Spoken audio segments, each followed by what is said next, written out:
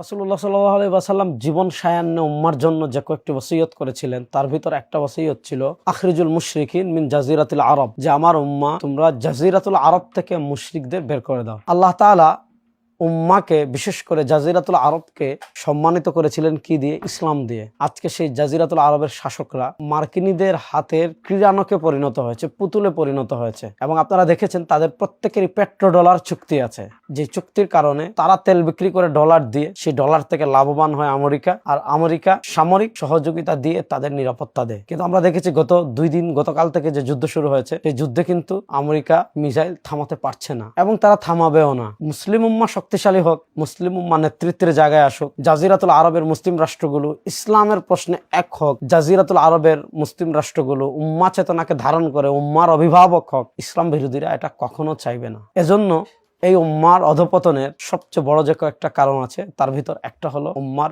নেতৃত্বে অযোগ্য, দুনিয়ালোভী এবং ইসলাম বিরোধীদের সাথে আঘাতকারীরা অনেক জায়গায় চলে আসছে। সুতরাং এই শতাব্দীতে আমাদেরকে যে কয়েকটা চ্যালেঞ্জ মোকাবেলা করতে হবে তার ভিতর একটা হলো উম্মাকে নেতৃত্বে পরিবর্তন আনতে হবে। রাসূলুল্লাহ সাল্লাল্লাহু আলাইহি ওয়াসাল্লাম অযোগ্য নেতৃত্বের কুফল এবং অযোগ্য নেতৃত্বের কি কি খারাপ দিক আছে এগুলা বিভিন্ন হাদিসে বর্ণনা করেছেন। এজন্য আমরা প্রথমত দোয়া করি আল্লাহ তাআলা জাজিরাতুল আরবের রাষ্ট্রগুলোকে অযোগ্য উম্মাহ চেতনা ধারণ করে না এমন নেতৃত্ব থেকে আল্লাহ তাআলা হেফাজত করুক। আল্লাহ তাআলা জাজিরাতুল আরবে এমন নেতৃত্ব দান করুক যারা উম্মাহ চেতনাকে ধারণ করে, উম্মার প্রতি ভালোবাসা ধারণ করে, উম্মার প্রশ্নে পুরো পৃথিবীকে লিড করে, পৃথিবীর কোথাও কোনো মুসলিম আক্রান্ত হলে তাদের হৃদয়ে আঘাত করে, এমন শাসক আল্লাহ তাআলা জাজিরাতুল আরবের রাষ্ট্রগুলোর শাসকদের দান করুন।